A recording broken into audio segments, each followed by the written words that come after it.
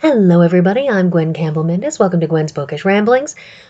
So, The Calculating Cat returns. I have not actually read How to Live with a Calculating Cat, so I expect it's probably more of the same. Now, the thing about this book is this is a book for cat people, because dog people don't get cat people.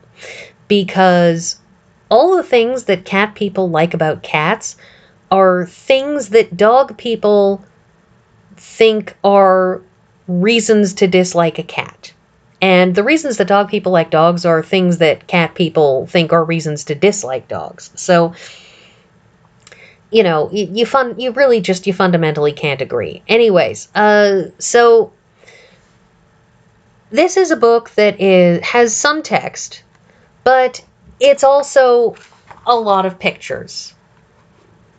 Like this.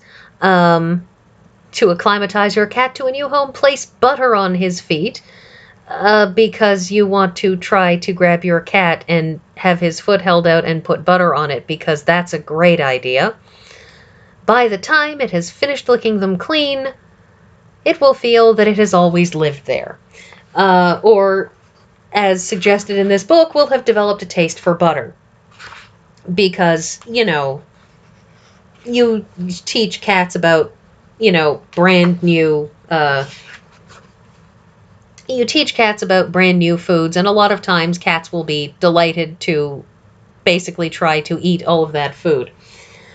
So, chapter 1 of this book, because there are some significant chunks of text, says basically this. Cats are calculating. Of that there is no doubt. If you are new to the world of the feline, you may think that the behavior of your pet is capricious and or ill-conceived. These persons who have spent much time in the company of the species know that cat actions are usually well-planned and quite purposeful. Cats know exactly what they want, and what they want may not follow the program you have established for them. For example, since our friends like familiar surroundings and will usually resist rather strongly a move to a new location, you may have to acclimatize him or her to your new abode. There are those who believe that putting butter on a cat's feet will assist the adjustment phase, but you may just have created a new interest in the taste of the better spread. And that's the thing, is that this is a book that it's supposed to be comedic, and it is. But at the same time, it rings very, very true. Cats may be left alone for several days, but the loving cat owner makes certain that it lacks for nothing. The theory behind this, of course, is that cats, ostensibly, can be trusted to be left alone to fend for themselves for a certain amount of time, because unlike dogs, cats have this particular independence of mind.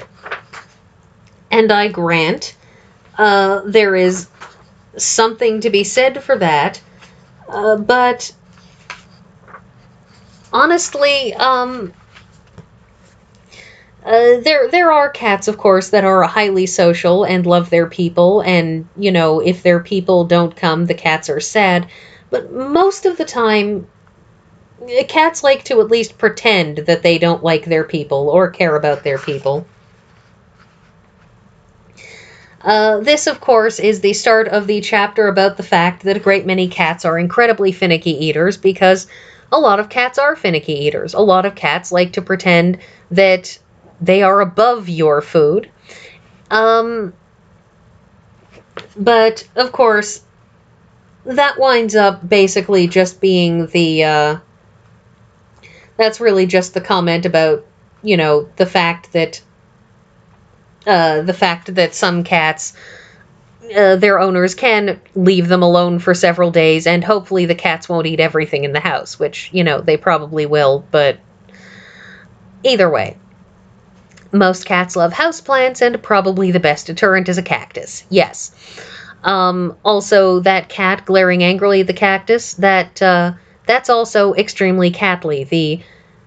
The sense of determined anger at the thwarting of catly will. Because, as far as cats are concerned, they are gods and we should be worshipping them. How dare we not worship them?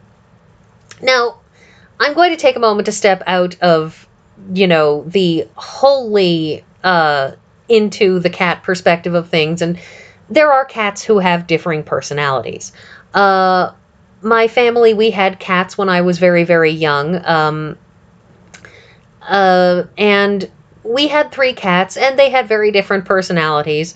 And Omen was not a very smart cat. He was, in fact, possibly a dumb cat. And he was very sweet and kind of cuddly and wasn't actually all that cat-like in the grand scheme of things, but also he liked to eat soap. So there's something to be said for wondering what was wrong with him, really.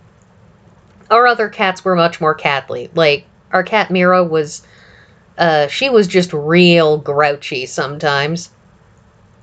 We still have a photograph of her, and she looks remarkably grouchy in that photograph. But you know, back to the thing, cats love houseplants. Partly, yes, because a lot of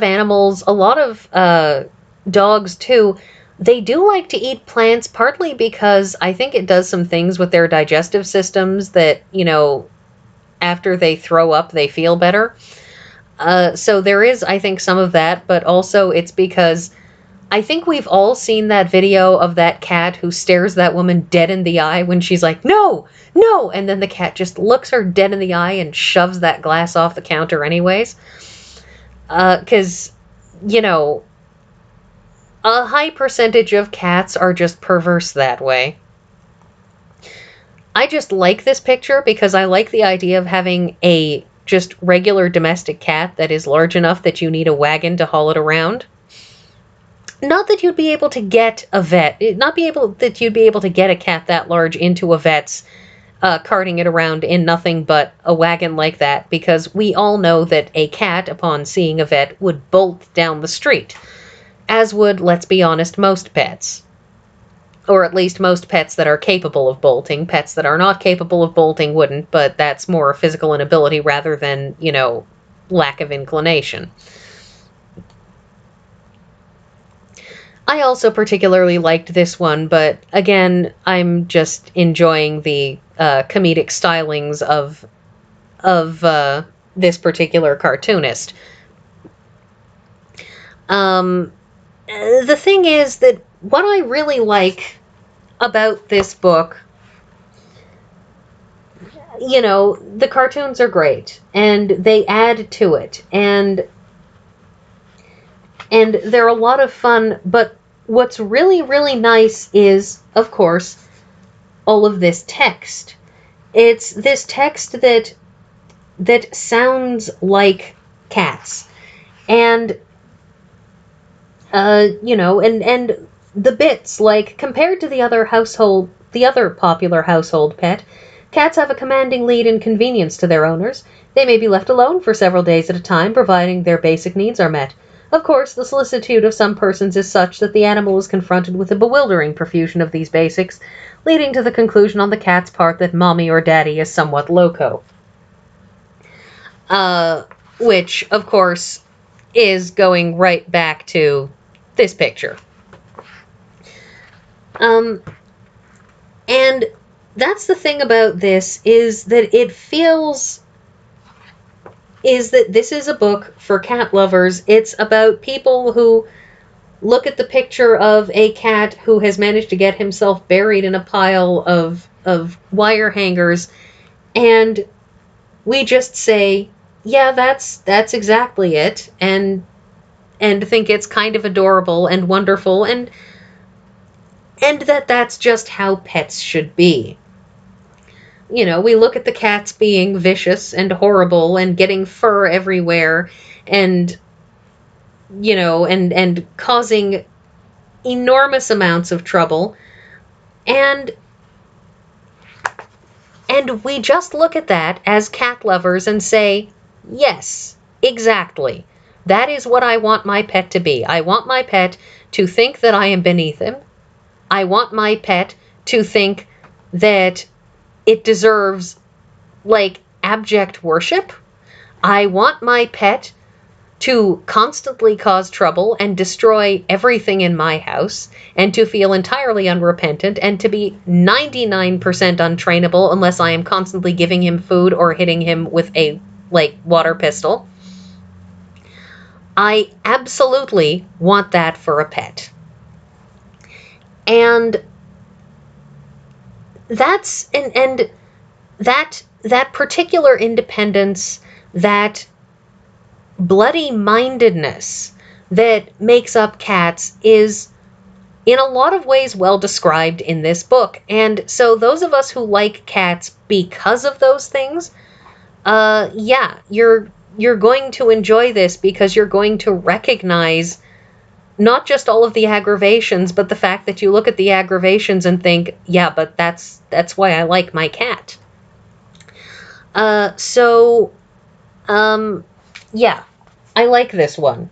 It's silly. It's from 1978, but, I